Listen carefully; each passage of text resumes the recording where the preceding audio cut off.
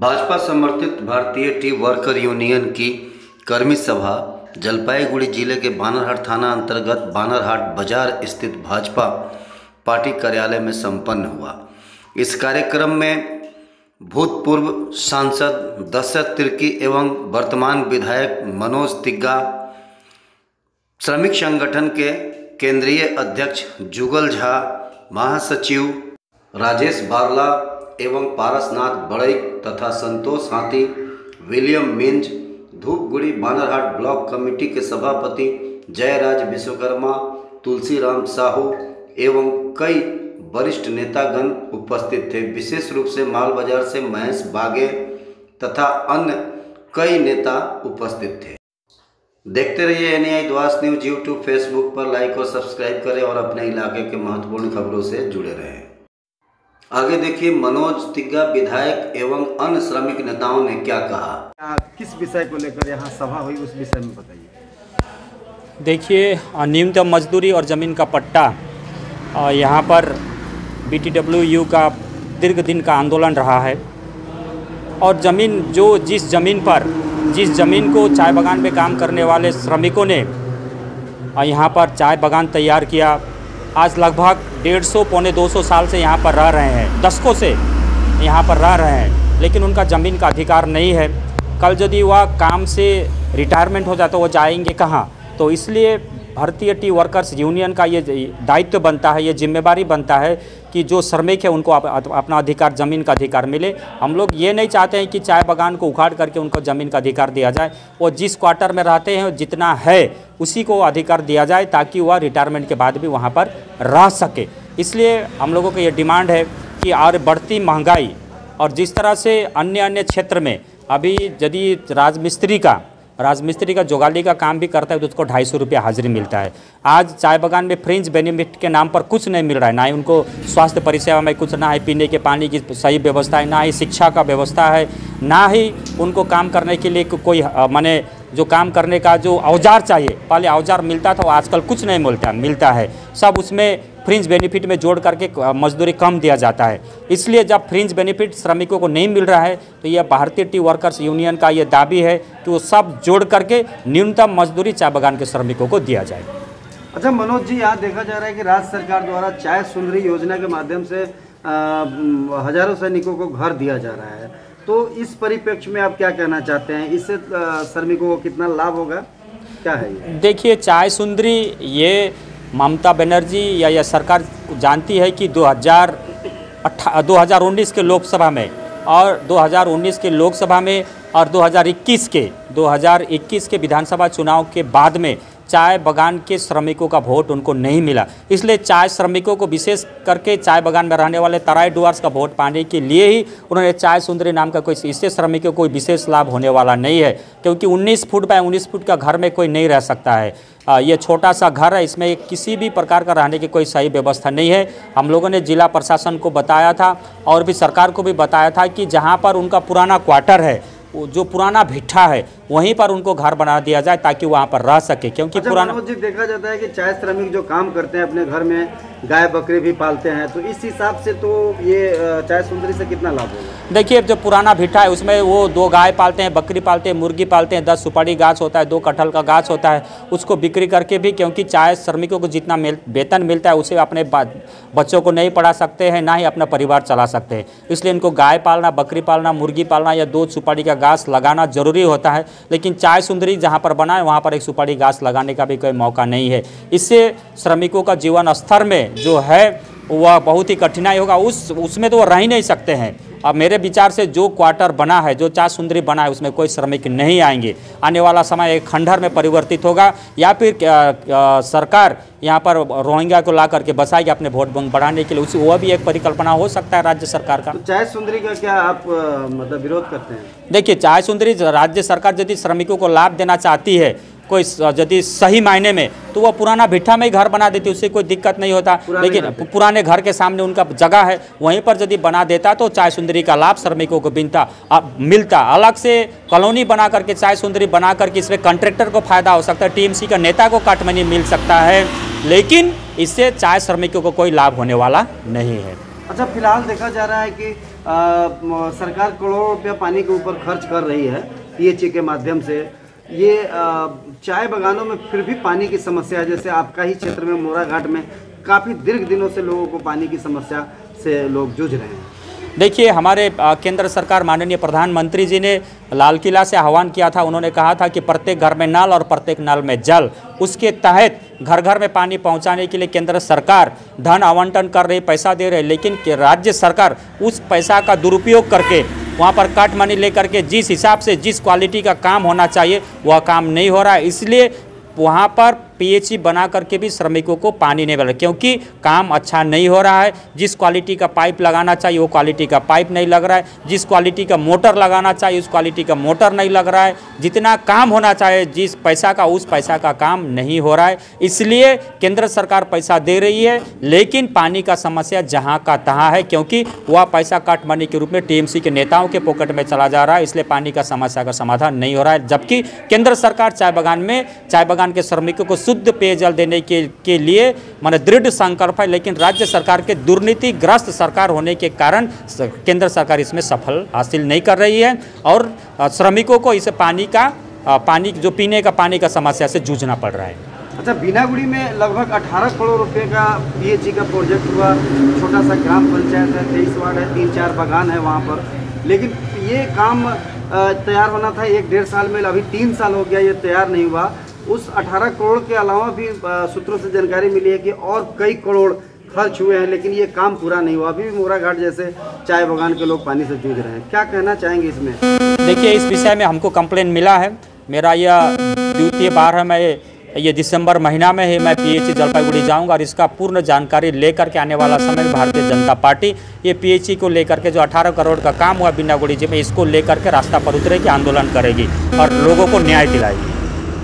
अच्छा सर, ये आज का जो आप लोगों का जो ये सभा हुआ है, विशेष रूप से किस विषय को लेकर और आगामी दिनों में क्या रणनीति रहेगी? देखिए, आज का जो बैठक है ये विशेष करके चाय बागान जमीन का पट्टा और न्यूनतम मजदूरी को लेकर के है, ताकि आने वाला समय में चाय बागान के श्रमिकों को जमीन का पट्टा मिले और नियम अनुसार से उनको न्यूनतम मजदूरी मिले, ताकि वह सुखी से अपना जीवन यापन व्यतीत कर सके। आगामी दिनों में कोई रणनीति आंदोलन को लेकर? देखिए, हम लोग बार बार राज्य सरकार को सचेत कर रहे हैं। यदि आने वाला समय में जमीन का पट्टा राज्य सरकार नहीं देगी, यह 24 अक्टूबर को कारसियांग में माननीय मुख्यमंत्री आई थी कि और उन्होंने कह दिया कि मैं यदि चाय बागान में ज़मीन का पट्टा दूंगी तो यहाँ पर मैं व्यवसाय कैसे करूँगी। तो सरकार का दिमाग में व्यवसाय बैठा हुआ है, लेकिन चाय बागान के श्रमिकों का जो समस्या है उससे समस्या का निदान करने के लिए राज्य सरकार गंभीर नहीं है। यदि राज्य सरकार गंभीर नहीं है तो भारतीय जनता पार्टी सड़क पर उतर करके चाय बागान के श्रमिकों को ज़मीन का पट्टा देने के लिए लड़ाई करेगी। जुगल झा जी, आज आप लोगों के श्रमिक संगठन का जो यहाँ सभा हो रही है, ये कर्मी सभा में किस विषय को लेकर विशेष रूप से चर्चा हो रहा है? आज 2 विषय खासकर है हमारे बीटीडब्ल्यू का, मिनिमम वेजेस के लेकर और ज़मीन का पट्टा को लेकर। वेजेस जो है आज 202 रुपये हजरा है, जो कमेटी किया गया है। तो जिस कमेटी किया गया वो जो कमेटी है टीएमसी का खुद का संगठन का आदमी को रखा गया। हम लोग को बीटीडब्ल्यू से वंचित किया गया इस कमेटी में। दूसरी बात है, जो कमेटी का जो दिख है, जो चिंता है, वेजेस का जो चिंता है वो सही नहीं है, सही ढंग से नहीं किया गया। और जो हम लोगों का एक ही है, ये वेजेस मिनिमम वेजेस हम लोगों का 350 रुपये होना चाहिए। सब कुछ देकर मान चुत कर ये आंदोलन उतरना चाहिए हम लोगों का। और पट्टा, जहाँ तक कि पट्टा 200-300 साल से यहाँ का चाय बागान का मजदूर रहा है, लेकिन अपना घर का खुद का घर नहीं है। आज जो 12 साल से 15 साल से जो बांग्लादेश से आदमी आ रहा है उन लोगों को पट्टा मिल रहा है, लेकिन जहाँ पर रोहिंग्या मुस्लिम 10 साल नहीं हो रहा है, 5 साल नहीं हो रहा है, उसको पट्टा मिला जा रहा है। और जहाँ पर 200 साल से हमारा चाय बागान का मजदूर चाय बागान में पत्ती गाछ लगा कर काम कर रहा है, उसको बंस काम कर रहा है, तो आज उसको पट्टा क्यों नहीं है? उसके ज़मीन का पट्टा क्यों नहीं मिलेंगे? आज रिटायरमेंट होने के बाद उसको कोई बदली में कोई काम नहीं करता है तो उसको गार्डन को छोड़ना पड़ेगा नियम के एक्ट के हिसाब से। इसीलिए हम लोग आज आंदोलन में वेजेस और पट्टा को लेकर हम लोग आंदोलन में उतर रहे हैं जा रहे हैं। आज हमारे जितना 60 ब्लॉक है हमारा कुमारग्राम से लेकर इलनबाड़ी तक, वहाँ के साथ जितने भी ब्लॉक कमेटी के मेंबर और सेंट्रल कमेटी के मेंबर इसमें आए हुए हैं। इसमें विशेष मुद्दा है हम लोग का जो मिनिमम वेजेस, जो अभी सरकार ने हमारा लेबर मिनिस्टर बेचारा मन्ना उनको मैं तहे दिल से धन्यवाद देना चाहता हूँ कि उन्हीं के इनिशिएटिव से अभी मिनिमम वेजेस का जो भी हम लोग का 2013 साल से जो पीछे पड़ा हुआ था उसको लेके वो आगे बढ़ रहे हैं। और हम लोगों को भी 2-3 बार मीटिंग बुलाए हैं, तो वो भी चाहते हैं कि चाय बागान का जो 4.5 लाख मजदूर हमारा इस डुअर्स तराई में बसोबास करता है उनका भी एक परमानेंट समाधान हो, क्योंकि उसमें बहुत असुविधा हो रहा है। इसलिए उन्होंने अपना ये दे के अभी 30 तारीख को उन्होंने कमेटी का एक मादारी हाट में एक मीटिंग बुलाया है। उस मीटिंग में हम लोग भी उनका स्वागत करते हैं और हम लोग चाहते हैं कि जल्द से जल्द मिनिमम वेज 2022 का जनवरी महीने में हम लोग को मिले। लेकिन हम लोग का कहना एक ही है कि अभी का जो प्राइस इंडेक्स है उस प्राइस इंडेक्स के ऊपर हमारा कपड़ा कितना लगता है, हमारा एक आदमी के खाना लगता है 1:3 में कितना खाना लगता है, उस हिसाब को लेकर बाजार दे कानूनी तौर से, जैसे कानून के तौर से हमारा मिनिमम वेज कितना बनना चाहिए उसी के तौर से हम लोग का मिनिमम वेज होना चाहिए। और दूसरा बात है, जैसे अभी मालिक लोगों से हम लोग का सुना मिला है कि आप लोग का मिनिमम वेजेस होने से आप लोग का फायर रूट कट जाएगा, मेडिकल कट जाएगा और तमाम ऐसे 8 मुद्दा उन्होंने रखा है। तो 8 मुद्दा को हम लोग एग्जिस्टिंग उसी को रखने दे रहे हैं, हम लोग उसमें से एक भी छोड़ने वाले नहीं हैं। जब मिनिमम वेज होगा तो आप लोगों ने, जब हम लोगों को झारखंड से, जहां उड़ीसा से हम लोग को लेके आए थे, तब आप लोगों ने हम लोग को लकड़ी देगा, घर देगा, ये तमाम चीज़ का सुविधा देकर हम लोग को आप लेके आए थे। तो ये जो आपका ई लाइबिलिटी है, इस लाइबिलिटी को आपको रखना पड़ेगा। और हम लोग भी एक आशा और भरोसा रखते हैं कि आने वाला 2022 में मिनिमम वेजेस हो, और हम लोग का बेसब्री से इंतजार है जो 1 तारीख का जो मिनिमम वेजेस है। और इससे और भी एक संदेश देना, जो हमारा 30 आदमी का जो कमेटी है, उस कमेटी वो लोग बैठ रहा है, उसमें जो भी सिद्धांत होगा वो सिद्धांत को पहले इम्प्लीमेंट करने के आगे हमारे जितने भी ट्रेड यूनियन में हमारा सेंट्रल कमेटी के उनके साथ बैठने का मैं एक आह्वान करता हूँ। अच्छा, यहाँ पे देखा जा रहा है कि बहुत सारे चाय बागान में आज भी लोगों का पलायन जारी है मिनिमम वेजेस कम होने के कारण। तो आप लोगों के ट्रेड यूनियन के माध्यम से आप लोगों ने कितने रुपए का दैनिक मजदूरी मांग कर रहे हैं, क्या होना चाहिए? अभी देखिए, बागान से पलायन होने का एक मेन उद्देश्य है। अभी देखिए, हमारे चाय बागान में 202 रुपया अभी हाजिरी है। आज 202 रुपये आज का बाज़ार में देखिए कुछ भी नहीं है। इसलिए हम लोगों को तरफ से, तो जब हम लोगों ने आदिवासी विकास परिषद को रहा था तो हम लोगों ने 450 का हम लोगों ने आवाज़ उठाया था। तो बहुत पॉलिटिकल पार्टी हंस रहे थे कि 450 रुपये इन लोग को मिलेगा, ऐसे करके कर रहे हैं। लेकिन अभी एग्जैक्ट हम लोग बोल नहीं सकते, अभी प्राइस इंडेक्स बहुत ज़्यादा बढ़ गया है, उन्हीं के बदौलत ही हमारे मिनिमम वेज तय होगा। आपका परिचय? मैं भारतीय टी वर्कर्स यूनियन का जनरल सेक्रेटरी हूँ, डुअर्स तराई का। नाम? संतोष कुमार हाथी। गुमशुदा मुखबिर युवक को घर पहुंचाने में करे सहायता। विजय लोहार, उम्र 18 वर्ष, रंग सांवला, लंबाई 5 फुट है। 2 नवंबर को अपने घर से निकला था, जो अभी तक अपने घर नहीं पहुंचा है। परिवार के सदस्यों ने बानाहाट थाना में गुमशुदगी की रिपोर्ट दर्ज कराई है। यह बता दें कि विजय लोहार, उम्र 18 वर्ष, रंग सांवला, शरीर से 5 फुट लंबाई, जन्मजात दिव्यांग है। वह बोल नहीं सकता और सुन नहीं सकता। किसी भी व्यक्ति को अगर इनके बारे में पता चलता है तो कृपया कर स्थानीय पुलिस थाने में इसकी सूचना दे एवं विजय लोहार की मां पुष्पा लोहार को इस फोन नंबर पर संपर्क करें 7076296672 7076296672। इस फोन नंबर पर संपर्क करके संबंधित विषय में सूचना दे। गुमशुदा मुखबिर युवक विजय लोहार जलपाईगुड़ी जिला के बानाहाट थाना अंतर्गत कटलगुड़ी चाय बागान के डिवीजन लाइन का रहने वाला है। पिता का नाम विकास मुंडा, माता का नाम पुष्पा लोहार है। दोनों चाय बागान में श्रमिक के पद पर काम कर रहे हैं। दोनों माता पिता ने पिछले 20 दिनों से अपने मुख्य बगीर बच्चे को खोजने के लिए अथक प्रयास कर रहे हैं। अतः दर्शकों, आप सब कहीं भी अगर विजय लोहार को देखते हैं तो कृपया इनकी सहायता कर उस दिव्यांग युवक को अपने घर तक पहुँचाने में सहायता।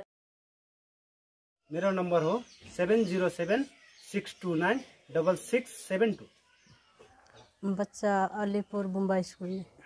बच्चे का स्थिति क्या है? बच्चा बोल नहीं सकता है, कान नहीं सुनता है। एक बार हमारे दर्शकों को तस्वीर दिखाइए बच्चे का। क्या कहना चाहते हैं लोगों से? मैं कहना चाहती हूँ, ये मेरा बड़ा लड़का है, घर से खो गया है। कोई किसी को भी मिल जाने से, कोई भी देख लेने से हमको इस नंबर पे कांटेक्ट करें, फ़ोन कर दीजिएगा। और सब हम लोग का बच्चा को देखिएगा तो हमको बता दीजिएगा कि हाँ यहाँ पर है बोल के फ़ोन कर देगा वो, तो अच्छा होगा। वो लोग को लिए धन्यवाद करेंगे कि वो लोग जो भी बोलेंगे हम लोग देख लेंगे उसको। आपका घर? कटहरगुड़ी डिवीजन लाइन, बानारहाट थाना। थे और क्या रंग था उनका? वो 18 प्लस था सर, और वो सावला कलर का था। आप ही के रंग था। तो इसको लेकर आपने बानाहाट थाने में एफआईआर दर्ज किया? हाँ, के मिसिंग केस दिए थे हम लोग। पुलिस से क्या सूचना मिली है? कुछ जानकारी? सूचना तो अभी तक आया नहीं हम लोग को, फिर भी हम लोग 2 आदमी, हम लोग सब तरह से हम लोग ढूंढ चुके हैं, उसको ढूंढ ही रहे हैं अभी तक। हम लोग कितना देर से ढूंढ ही रहे हैं कि अभी 2 आदमी हैं, हम लोग कभी इधर चले जाते कभी उधर चले जाते, ढूंढ ही रहे हैं बच्चे को कि भगवान का दुआ से किसी तरह मिल जाए बच्चा। इसी कारण से हम लोग ढूंढ ही रहे हैं। बच्चा को गुम होने के बाद कितने दिनों बाद आपने एफआईआर किया था थाने में? दूसरा दिन 3 तारीख को। अच्छा, दूसरा दिन है। दूसरा दिन ही किया दूसरा था। दिन ही किया। लगभग आज 18 दिन हो गए। हाँ। बच्चा कहाँ पे पढ़ता था, कौन क्लास में पढ़ता था? यहाँ से हो गया अलीपुर में, अलीपुर मुंबई स्कूल है, अलीपुर से बगल में, वहाँ पे पढ़ता था। कितना उम्र था बच्चे? 18 प्लस। आपका नंबर क्या है, मोबाइल नंबर? मेरा मोबाइल नंबर है 707 629 6672। चाचा जी, ये जो दिव्यांग बच्चा जो मुंह से बोल नहीं पाते थे, कान से सुन नहीं पाते थे, विजय लोहार, ये घर से जब निकल के जा रहा था तो आपने देखा था? हाँ, वहाँ पर बैठा था तो देखा है, हम सीधे चला गया। अच्छा, क्या लेकर जा रहा था वो? हाथ में कुछ था? बैग था, काला काला ड्रेस था उसका, काला रंग का कपड़ा पहना हुआ था, टी शर्ट की शर्ट। हाँ, मेरे काला रंग का पहन रहा, शर्ट रहे की वजह थी रहे, मगर फुल पैंट काले रंग के रहे।